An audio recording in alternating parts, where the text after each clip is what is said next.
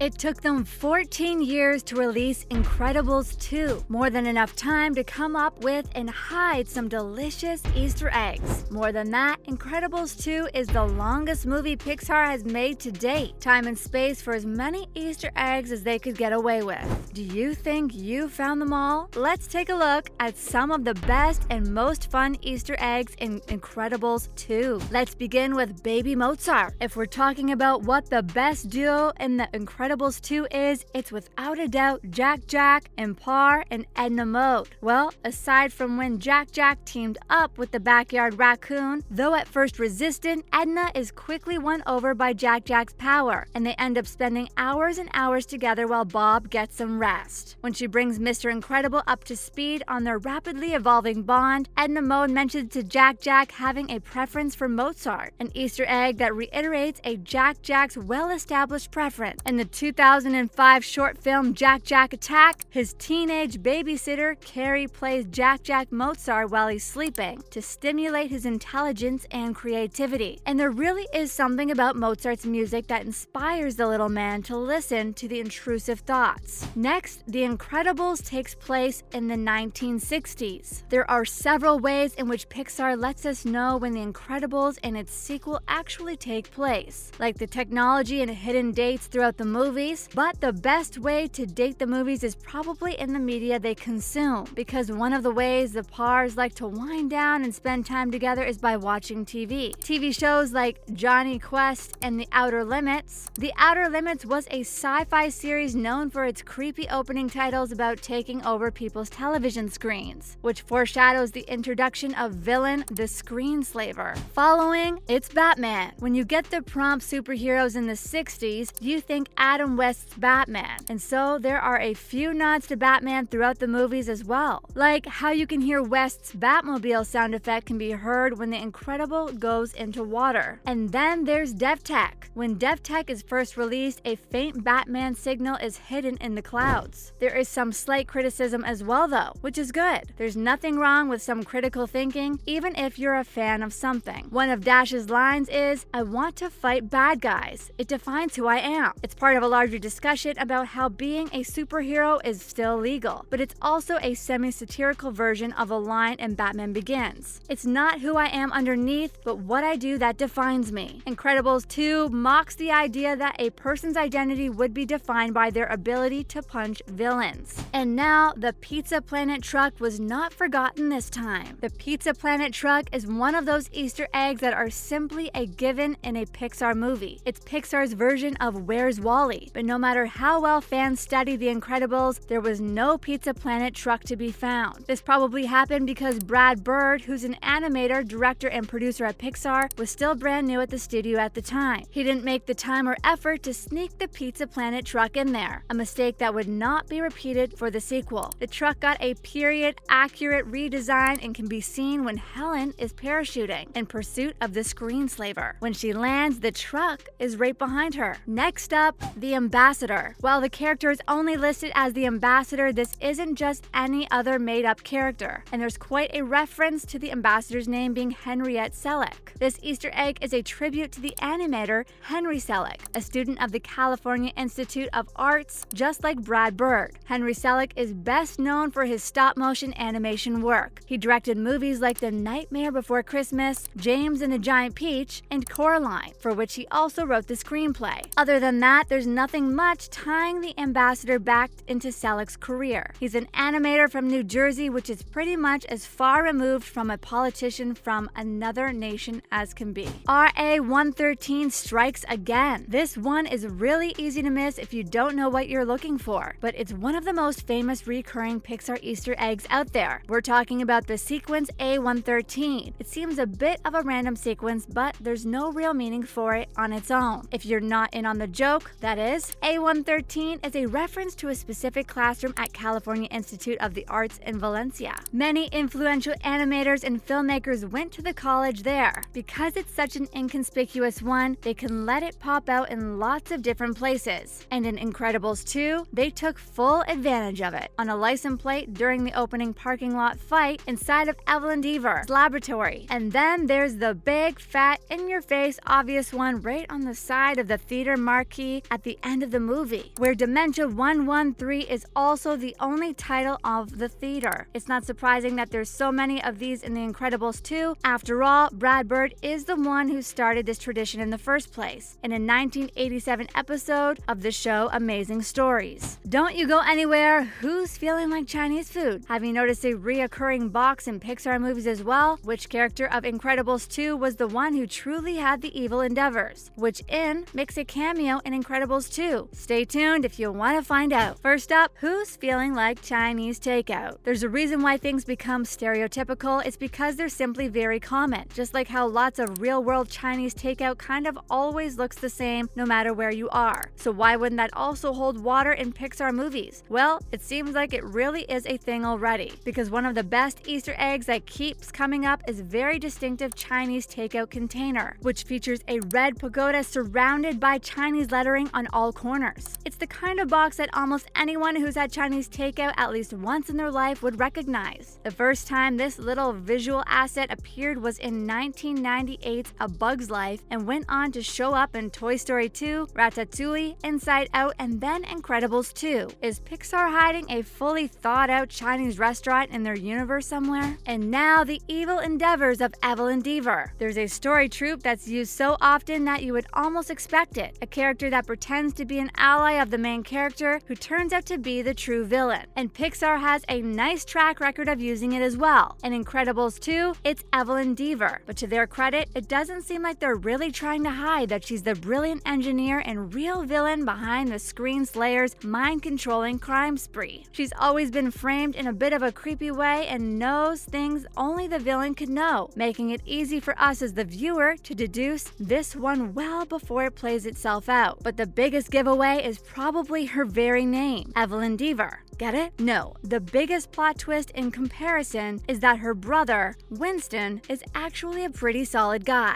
Next up, Poltergeist. Not all Easter eggs are necessarily kid-friendly, though there's nothing weird with them in Incredibles itself. But for the true movie buff, one of Jack's wide array of superpowers, 17 known and counting, might have a slight familiar feel to it. We're talking about the scene where Jack disappears into the other dimension and leaves behind a TV remote, while his disembodied voice could be heard throughout the house. Fans of another Craig T. Nelson movie might know where this inspiration for this nifty little trick of Jack's has been drawing from. This might very well be a subtle nod to the movie Poltergeist, specifically when the daughter gets stuck in another dimension and the family could only communicate with her through the static on their television screen. Of course, nothing of the creepiness of Poltergeist is found in The Incredibles, so it's all good. And lastly, we have the Safari Inn. The action-packed climax of The Incredibles left the par without a home after an exploding jet thought it was necessary to fall onto their modest suburban home. That's how they ended up living in a rather vintage-looking motel called Safari Court. The typical building with yellow and pink hues is recognizable for a good reason. It's not your unconscious trying to tell you that you were in a Pixar movie in another life. The par's temporary housing situation is clearly modeled after the Safari Inn, a sort of famous hotel in Burbank, California. It's located only a few streets away from Walt Disney Studios. It seems like the photogenic location has made an impression on a lot of filmmakers. But Incredibles 2 is definitely not the only movie in which the Safari Inn has made a cameo. And that's it. Which one of these is your favorite? Did you find them all? Let us know in the comments. And thanks for watching.